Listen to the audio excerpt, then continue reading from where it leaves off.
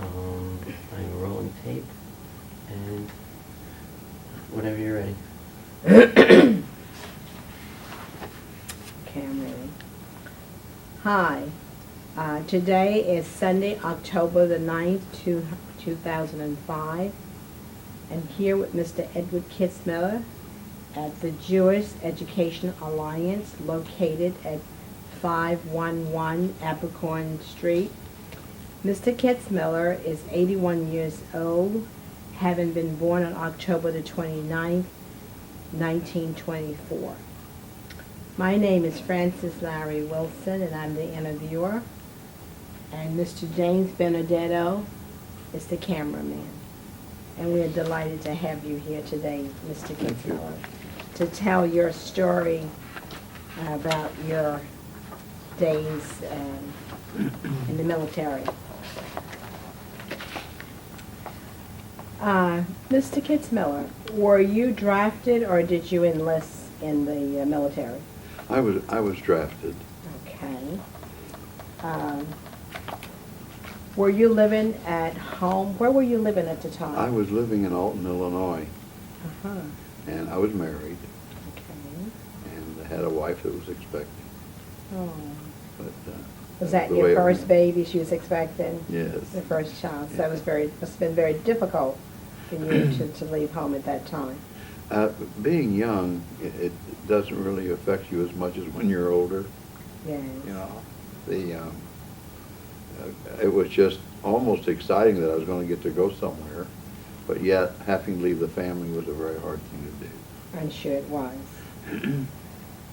Which branch of the service were you assigned since you were drafted I was assigned to the Army. to the Army? Do you recall your first days in service?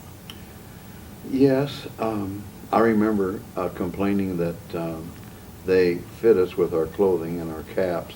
Then they cut our hair off, and if it hadn't been for ears, I couldn't have kept the cap on the top of my head. But yeah, those first days were rather regimented, all pre-planned, and you sort of followed orders and did what you were told to do. From the clothing bit to where you were going to go in service. I see. In fact, I remember they said that they were going to put me into a branch for training, and they said 060, and I said, what's 060? And they said, well, can you drive a truck? And I said, yeah, I can drive a truck. Yeah. I thought that's what I would be doing. Come to find out, that was cooks and bakers training. Oh, my goodness. Those were the tricks they pulled on us too. You know? Oh, so they had their tricks also. Right. What did it feel like? You know, you're 18 and you were away from home. You left a pregnant wife at home. What did it feel like being there at that first part of it? It felt rather lonesome. It was not unusual to hear someone sniffling in the dark. You mean the guys sometimes Service, cry? yeah. I can cry thinking about it. Oh, yes. I'm sure it was very emotional. It was emotional, and we'd have really not too much to say about what we did. You just kind of went along with the flow. Yeah. He was providing a service. Now, I'm sure they had to train you. Tell me about your boot camp training experiences. When I first went to training, I was in the field artillery in Camp Roberts, California. And we went out and practiced with the guns and did a lot of the things that they do for war play. And then it wasn't very much longer after that. I was placed into, well, at the same time, put in cook's training. Oh. And just a little bit after that, I was taken out of my training after about 4 weeks. The training then was 12 weeks, I think. Yes. And after that 4 weeks, I was put in special. I went to an officer's mess to cook. Oh. I was taken out of the basic and put into the officer's mess. So I cooked in an officer's mess for a year. So you were trained as a cook? Yes. By the Army. And it was a 12 weeks training, you said? Yes, and I didn't get to complete that, but I guess in my younger years at home, cooked a little bit, and I fit into it a little bit faster maybe than someone else, but they put me up in the officers' mess to cook, and that was rather nice. You enjoyed it? Yes, I had a good time there. Did you enjoy the cooking? Oh, yes. Cooking was a very natural thing. Oh, to that's do, you know. wonderful. That's wonderful. Do you remember your instructors at the time, like in boot camp, or some of the instructors that taught you how to cook? Do you remember any of them, or you had any special relationships or experiences with them? No, all I can tell you is that you went into classes, and it was very much sit there and be quiet, and we're going to tell you what to do. And you learned, and some of them were more regimented than others. Nobody was there necessarily to be your friend. It was just that they had a job to do in teaching you. Very businesslike. Yes, very businesslike. That's good. How did you get through it? I mean, you apparently, obviously you did. You got through basic training and you got through the cooking school. Can you think of one or two things that help you as a person to get through the basic training as well as the cooking training? I think actually to get through it, it wasn't really that hard. If you're learning to cook, there's nothing very detailed about that except following recipes and things like that. Right. But when we'd have weekends free, then we would fill that time in like going into a movie, or sometimes at nighttime we'd go to a movie on the base. And that was something to look forward to that day as far as entertainment was concerned. Oh, okay. And you made friends with the people that you were in service with, but you never really got that real close to them. I see. You know, So you knew that they were superficial. from Virginia or Tennessee or Yes. somewhere like that, but Yeah. you never knew much about the family backgrounds. I see. And it was a family, however, where they all had to do things together, and one suffered, they all suffered. Oh. You know, that's like if one guy was really, as they call it, goofing off, he had to pay a penalty for that, maybe scrubbing the latrines with a toothbrush or Did they something really do that? idiotic, but it was a way of trying to straighten them out. But as far as getting through it, we'd sit down and spend time writing home. Oh, that's wonderful. Yeah. Yes. Now, you served in which war, did we say? World War II. And did you go overseas, and how many places can you think about that you moved around? I was in California for 1 year, and I spent 2 years in Hawaii. Okay. It was really kind of a vacation, like when you're a cook, you know. Oh, I can imagine. 'Cause, cooks back then cooked 1 day and off 2. That was a good job, So wasn't it? I had a lot of fun at Waikiki Beach, you know, Absolutely. swimming. I loved going to the ocean anyway. Oh, that's wonderful. When you arrived in Hawaii and you were coming from, I believe you said Ohio, Illinois. what was that like for you? I mean, two different kinds of. Well, it was Hawaii. kind of scary. The war had been going on for a few years, Yes. and when we left California, we were all herded aboard a ship, and we had no idea where we were going. Oh. No one was ever given notice. Your families had no idea, like they do today. Yes. And so when we got to Hawaii, we knew it, because we saw the big pineapple at Honolulu. Oh. And we knew then that that's where we were. But up to Yeah. that time, no one said anything to us. So it was sort of scary. I'm sure it was, and going somewhere where you don't know where you're going, and Right. being 18 years of Right. age, it had to be frightening. You told me about your job assignment, it was cooking. Did you ever mess up a recipe? Did you ever mess up a meal, or they all came out perfect? No, they were far from being perfect. At least I did have the cooks and bakers training. Yes. Some of the cooks in the Army that they used them as cooks might have come out of the motor pool with no training.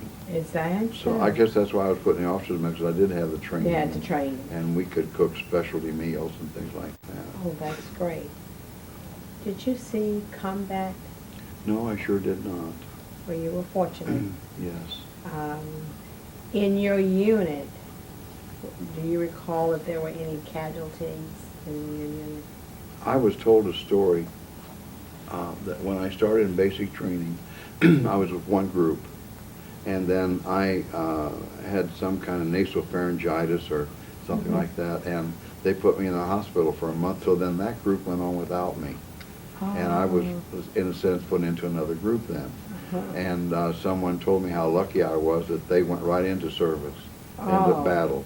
Oh, they went and into that very battle. few of them made it, so I was very fortunate in that, you know. Yes, I should say. And whether that's a true story or not, I don't know, but that's what came back to us. That's what came back. Mhm. Well, I should say you were lucky. If you had to think of two experiences that stand out, that have stayed with you, your 81 years or what have you, during the time that you were in the service, which two experiences would there be? I think having really come from a poor family, never been on an airplane or a train. That was your first time on the airplane? I'd never flown. I didn't then even. We were aboard ship. Yes. But I remember, and not knowing where we were going, and we were on the ship looking back into California, and you felt that first little vibration of the ship. It was like, here we go. Oh. And I'm no longer in America. Yes. And so from that, as a second experience, I think it was fun to be able to look back and say that I enjoyed making it easier for a lot of the boys because they liked the food that we cooked. Oh, I mean, there were lots of complaints about cooking in the Army, but we did cook good meals, and we took special effort to make it just a little special for them. Oh, that's and nice. and sometimes when we would have, say, like some of the holidays and so forth, we tried our best to cook the meals that would be fitting for them, that they could say that's they had a good day. Oh, that's wonderful. Were you awarded any medals or citations while you were in the service? No, I sure wasn't. Right. That's all right. Cook's a cook. Cook's a cook, and you made a good job out of that. Is there any other particular story or a friendship that you made with someone in the service that you would like to talk about? Like I said, no one really got too close to each other. I can't say that I even had a real close person in service because a lot of them just weren't together that long either. Yes. You know. Okay. How did you stay in touch with your family?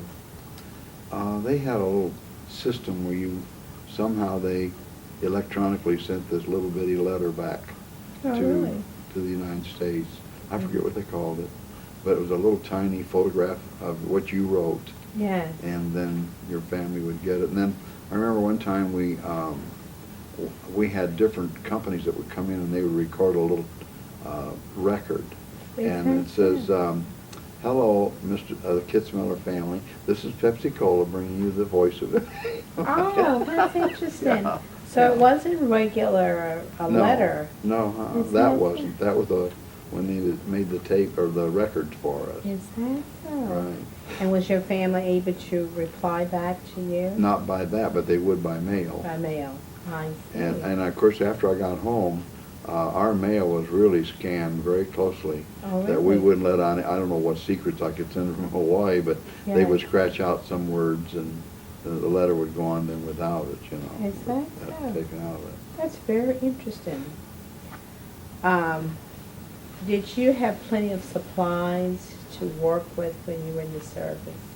Yes, we did, and we had probably what they were short of here was like cherries. We had cherry pie as often as we wanted it, and I remember when I came home, they said, "We've got something special for you." They made a cherry pie. Made a and cherry pie. I had all my fill of it, you know.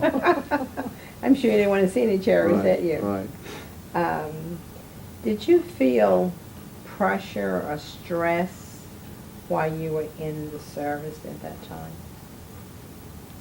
I think at different times you'd have little personality conflicts, which would be, I think, a normal human thing. Yes, absolutely. And yet to say that I was under special stress, I got to see my son when he was six months old, I believe. Oh. And then I didn't see him for 2 more years. How did you get to see him? I had one leave while I was in service, Oh. and I got to come home. Yes. And then after that, why, it was like coming home to a new family, because he was 2.5 years old. When you were Yeah. returning Right, in. right. Gee, that must have been somewhat stressful.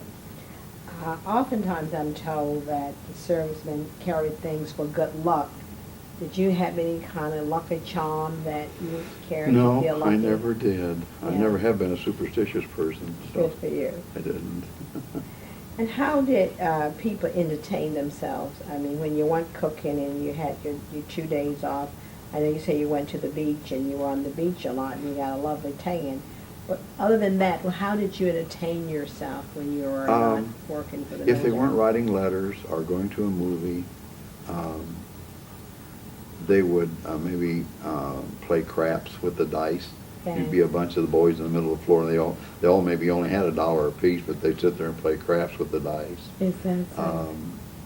And sometimes one of the boys, I remember, he had a guitar, and we sit and listen to him sing. Oh, that You was know. wonderful. You said something that was very interesting. You said they may have $1 each. Did you get a paycheck when you were in the service? or Yes, where and it was you? wasn't very much. Of course, back then, money was quite different than it is today. Yeah. I think we got something like $12 or $15 a month. Then how did you support your family? Because you left behind a wife and a child. They did get a check. I Okay. never saw one of those checks, and I can't even tell you how much it was now. Is that so? But the family did get a very small They got a small check. check to support them. That's where families had to help families, you know, Oh, during I that see. war. Yeah, it was Yes. pretty rough then, wasn't Yes, it? it sure was. Oh. And you did get leave. You got leave just that one time. Yes. And that yes. was when the child was He was about 6 months old. 6 months then, old. You yes. didn't see him again until he was 2.5 years old. Yeah, right. And how many different places did you travel while you were in the service? I know you started in Illinois. And you Well, it was very easy. I was in Illinois, and I went to Camp Roberts, which was at Paso Robles, California. Okay. And then from there, we got on a train and went to the ocean. And got on a ship and went to Hawaii. And you spent the rest of And your I time was in there for the Hawaii? rest there, yes. Okay, and you were there for what? You was in the service for how many years? I was in Hawaii for 2 years. 2 years. Gee, Yes. that must have been wonderful. It really spoiled me for weather. You know. I can imagine. It was beautiful there. It is beautiful there. Yeah. Do you recall any particular humorous or unusual events that you can talk about? You think it was very funny? Did you play pranks on each other or anything like that? Well, I remember one time, this fellow was laying asleep in the bed, and he had his hand out, and we filled his hand full of shaving cream. And then somebody had a feather or something like that, and they tickled his nose and slapped his face, and he had cream He all had over his shaving face. cream That all was a over big his face. surprise for him. Oh, yes, I'm sure it was. Do you have any photographs that you have? Yes, I have a few photographs. Mhm. Not too many. When I was in service, not too many people had cameras back then, Yeah, I guess like they so. do now. Did you have a camera at that time? No, No, somebody else took the it. picture. Yes, right. Yeah. Any one of those pictures jog a special memory for you? Were they special in any way? Well, we dug the pictures out the other day when I was looking at them. I had really almost forgotten my old friend, his little Jewish boy, is Kurt Isay, Kurt Isay. and he and I are in the picture. You know, you Yeah. stand there, they take the picture. Is that so? You know, Was he your friend? he was a friend during service. I don't even know where he went from there, Is that so? but he was a very nice boy, and we just enjoyed doing things together. You Was know. that the first time you had met a Jewish person? No, No. no, I had met other Jewish people at home. Okay, so it's, that's nice. What did you think of the officers of fellow soldiers in the service? Were they kind to you, or? Officers were, I always use the term regimented, but they had to be. I mean, they were the leaders of the pack, so to say. Yes. And they had to be very firm in what they were teaching. They didn't have long to do it. Mhm. And so, like I said, in 12 weeks, you had to learn everything that you had to learn. That's pretty fast. Yeah. Right. And, of course, they would take people out of context in a sense where, for example, when I went to Hawaii, they had nowhere to put me to start with. So they put me out into a lost battalion. And I taught how to disarm with a bayonet, and I'd never seen a bayonet in my life, you know. But Is that so? after a little bit of training on us as instructors, and then we did that for maybe a month. Is that so? That's Teaching. quite interesting. Yes, it was. Yes. Did you keep a personal diary? No, I sure didn't. I wished I had a. Yeah. It would help my memory today, you know. And had you kept one, what are some of the things that you think you might have written down? Probably just little day-to-day things that you won't remember, you Yes, know. yes. Names of people, Yes. things like that. Little Absolutely. background history about them Oh, would help sure. a lot. You know. Oh, sure. But at least you have pictures, Yes. and you do right. have good memory. Right, Yes. sure do. Since you were a cook in the service, did you develop a special recipe that you felt that was outstanding that you still may cook today at home? It's a real little thing, but mashed potatoes were always very special to me. Mashed potatoes. And I wanted them done just special. Oh. And I used those recipes in service. Uh-huh. And in fact, I even used my mother's recipe for coleslaw. Is that so? Regardless of what else we had been taught, I used that. And, That's great. And everybody seemed to like it, so that worked out pretty good. That's wonderful. That's wonderful. Is there anything else that you care to elaborate on about life in the military, in particular in the Army when you were there? All I can compare life in the Army was that coming from a poor family, my father worked in a flour mill, and he didn't have a big income. Mm-hmm. He only owned one car in his whole life, you know. That's so. And so being able to get out and see and do things Mhm. and not being held down like we were because we couldn't afford it when we were younger. Mhm. But as far as the specialty of just getting out and being free and being able to travel Yes. was something for me. I enjoyed that very much. Absolutely. Travel is education within itself. The Yeah. train ride to California, I watched every little sign of scenery going by. You know, it was very not educational, but it was expanding my horizon. Absolutely. As an individual.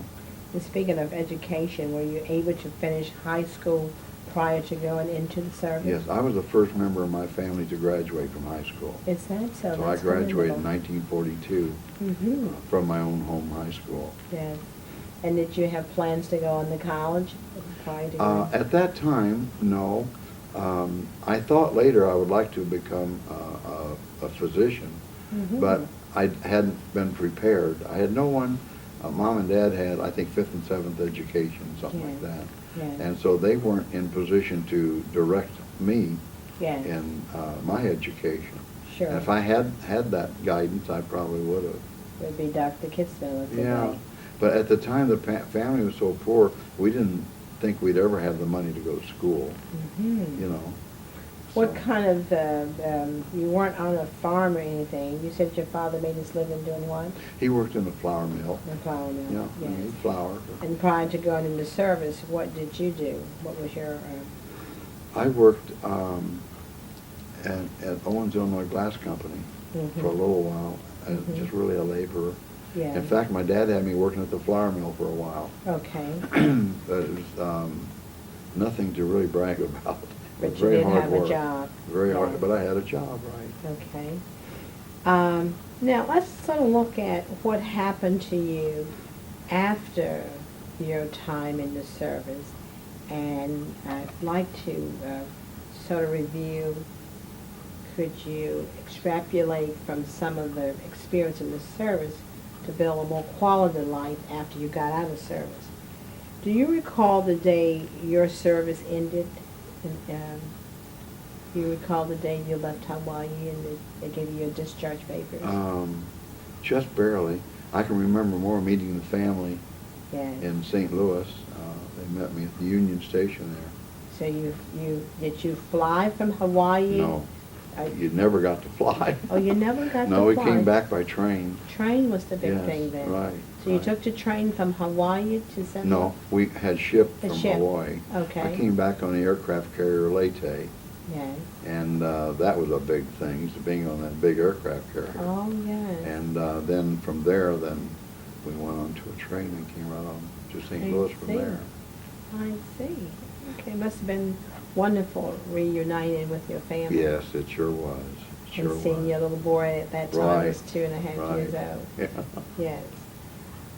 What did you do in the days and weeks afterward? When you first got home, I guess you had to sort of debrief yourself from being in the military. You could do basically what you wanted to do with your time. So can you tell me, in the days and weeks right after, what did you do? When I got back home, two of the places that I had worked before I went to service had sent word that they would like to have me back to work. Mm-hmm. And I wasn't really crazy about going back to a factory, but I did for a little while. Yes. And then I found a opportunity to go to beauty school Mm-hmm. through the GI Bill. I had that Fantastic. offered in that we could have so much education, you know. Yes. And so according to the time you put in, I forget how much time they said you could go to school, but Yes. they would offer to pay your tuition and some subsistence with that. And then that's what happened. I enrolled in beauty school. And what beauty school did you go to? Do you remember? Yes, it was in Alton, Illinois. It was a little school called Sally's Beauty College. Is that so? And back then there were so few men I can in the imagine, yes. women's world, you know, doing Yes. hair. And so, and that really got me started from what I had received from my benefits Yes. from the GI Bill. Mhm. I was then able to get into that and make a future for myself. Would you care to elaborate on what you did as a result of going to beauty school? Well, the first thing that I thought was real great was I had been out, I graduated from beauty school in September, and January bought the same beauty school I went to. My goodness, that's Didn't quite have a- any money, but I bought it, you know. How did you buy a school without money? It was one of those impossible things to do today. Yes. I went to yes. the bank and told them that I needed some money, Yes. and the man says, "Well, do you have collateral?" And I didn't even know what collateral was, you know. Oh. And so they loaned me the down payment on the beauty school. They I did? got a cosigner, Fantastic. but I had nothing to offer, you know, except that I said I'll pay. Yes. And then years later, I got to go back and thank that same person. Oh, that's remarkable. That's some Yeah. story. So from that, then, that one school led me into 3 more schools and 7 salons. You owned So, 3 other I schools? did at one time, yes. Is that so? And it was fun building it, and Oh, I can imagine. I did a lot of things in show work and stuff like that. Is that so? Education. So you taught other people how to become a beautician? Right, right. And Help them to progress like I had, Yes. you know, and it was sort of unusual to see a man doing it anyway. I guess it was. But it was fun to do. It really was. It was hard work. Yeah.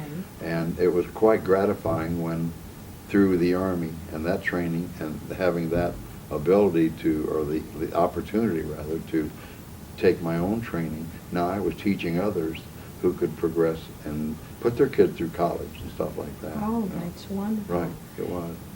You know, it's very interesting that you came out of the service and you took up a total new trade, Yes. this beauty culture, Yes. cosmetology. Right. Were you able to use any of your cooking experience after you got No. out of the service? No, but what I did do, I did a couple shows for the General Electric cooking school Is that at my so? hometown. Oh, that's You know, fantastic. and that's about as close as I got to cooking there. Okay. You didn't set up a restaurant or anything like that? No, not then. Okay. It seems as though you've had a very good life in terms of Yes. beauty culture. Yes. Does any particular hairstyle or anything stands out in your mind about your career as a beautician? See, when I started in hair design, women had long hair. Yes. And all we had was pin curl. We didn't have rollers or Oh, there blow were no dryers. rollers? We Oh. had usually big gas dryers that we dried them under after we pin curled them. Yes. But it would sometimes take an hour to pin up that long hair. Oh, I can And then it would take imagine. another hour for them to dry. Oh, you my know. goodness. and And then, how much was a hairdo at that time? It was like $1.50. Oh, boy. I wish it was that But that way was today. the school price. It was $3.50 in the shop. $3.50 in the shop. Right. Remarkable. Right. That's unbelievable. And you asked about a hairstyle. Yes. I remember when the Buffondacy came out. Mhm. And when it came out, it was strictly all curls going down and under. Yes. And we had the hardest time getting that on those women. And once they got it, we couldn't get it off of them. They really liked that They because it was loved it. easy to keep. You know? Yes, I'm sure it was. There were some that I didn't really care for too much with the beehive. I that remember the It was beehive. not really a complimentary hairstyle to most people who wore it, you know. I know. Yes, but it was interesting. Today, and it's been some years since you were in the service and you've had a lucrative career. What are you doing today? Are you still employed? I'm still, I work 1-2 days a week, Mm-hmm. still doing hair. Mm-hmm. In fact, I've added men's barbering onto that now, and That's so. I have an instructor's license for barbering. Oh, wonderful. I'm not using it right now, but I But do you have have it it, if I need yes. it, right. That's wonderful. Did you join any veterans organizations after you got out of the service? I joined the American Legion for a little while. And what is that about? I've heard. Nothing really. Oh, Just a really? place for them to meet and play slot machines and things like that. Yes. And they had a bar in there, Okay. and they'd have dances. It was sort of a, not educational, but an entertainment place. Entertainment, Right. so we can go and socialize Right. with old Warburgs Right, at right. that one. Right. Well, we talked about your career after the war.